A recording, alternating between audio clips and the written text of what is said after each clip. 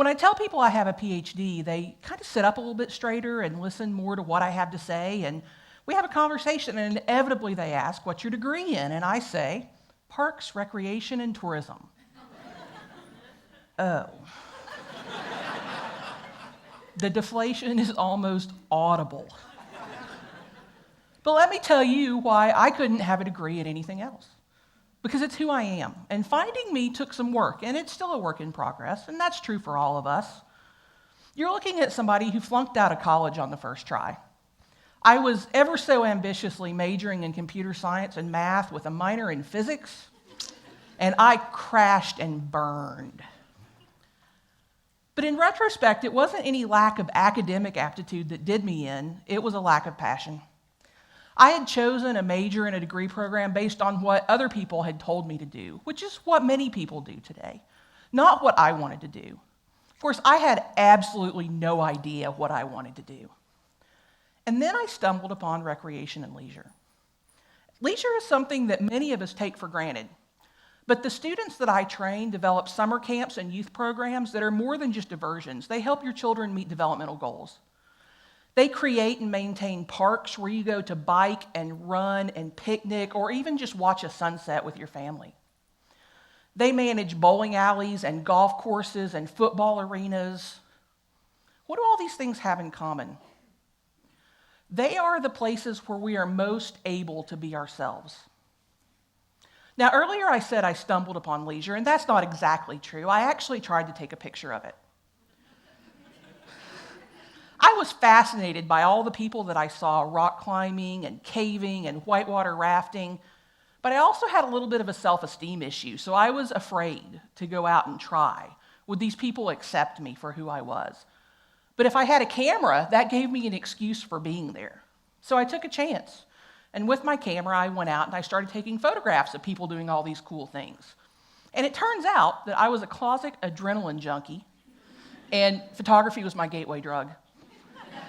And today, I put the camera aside for the most part, and I concentrate more on having experiences rather than documenting them. We hear the word authentic a lot these days. In fact, this whole section of our talk is about being authentic. And if you look on the internet, which you can't do right now, of course, you'll see articles about authentic cuisine, authentic antiques, as opposed to a fake antique, I suppose, authentic leadership, and even authentic happiness. And you kind of wonder what's all the buzz about this. And in fact, it's kind of become a little overused. What it means to me is that you're finding that chord that most resonates with who you are at your very core. And it will make you a happier person when you find that chord, because we are happiest when we're doing what we love. Now, I may be showing my southern roots here just a little bit, but I've never seen a bumper sticker on a bass boat that says, "I'd rather be at the office."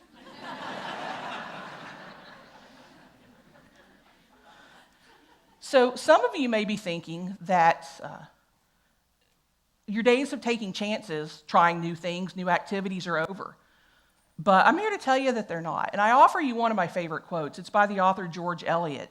And she said, "It's never too late to be what or who you might have become. Be your authentic self." So if being our authentic self is good for us and it makes us happy, why do we struggle with it? Because we do. Research tells us that we struggle with it. My argument is that in today's overcommitted, overscheduled, overconnected society, we neglect to make the space for it. And here's a story about what can happen when you do make the space for it. Many years ago, I was in St. Louis with a friend of mine. And one very dreary January day, we went to the St. Louis Zoo. And once we got there, we went our separate ways, and I found myself in front of the polar bear exhibit. And I stood there, and I was just taking it all in and looking around, and I noticed a lump underneath the bushes at my feet. A little excavating revealed a basketball, and this ball had clearly been in the paws and mouth of a bear. So I picked it up, and the bear was very interested with the fact that I now had the basketball. And so I looked around, I shrugged, chucked the ball over the wall into the enclosure. And then something amazing happened. The bear ambled over to the ball, and he scooped it up, and he heaved it back up and over the wall into the bushes. And for the next hour, I played basketball with a polar bear.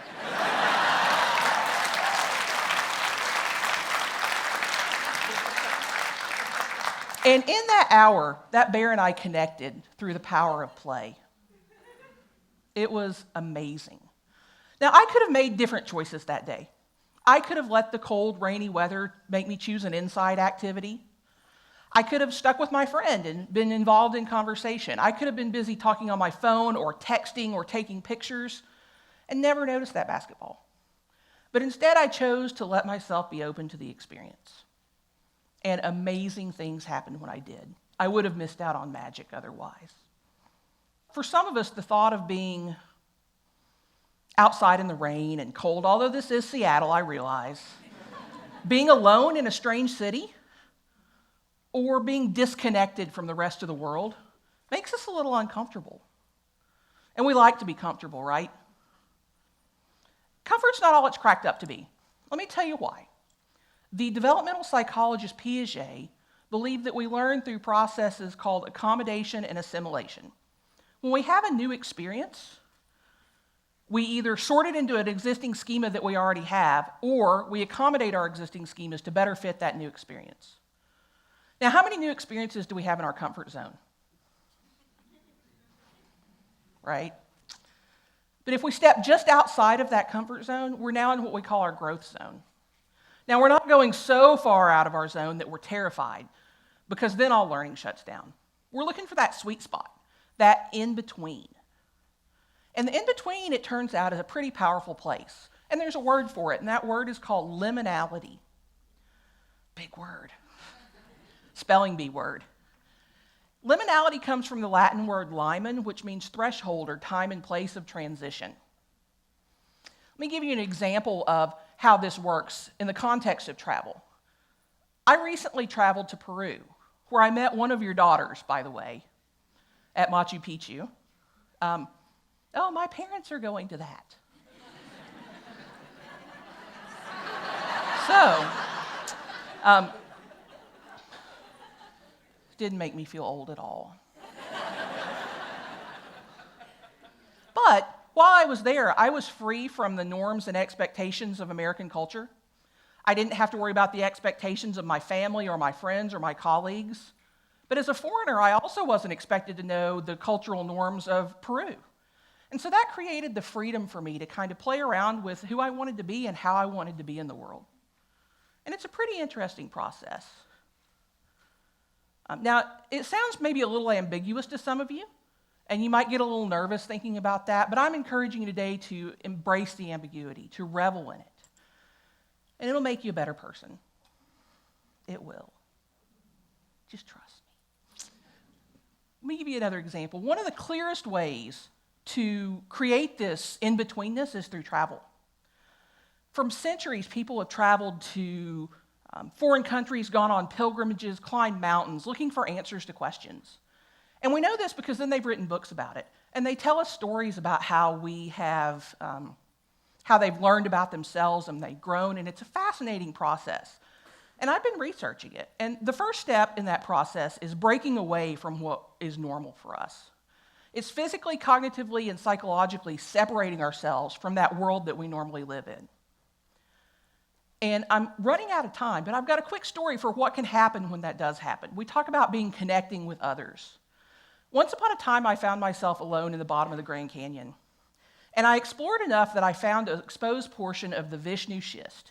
Now, for those of you who snoozed through geology class, the Vishnu Schist is some of the oldest exposed rock on the planet. It's 1.75 billion years old.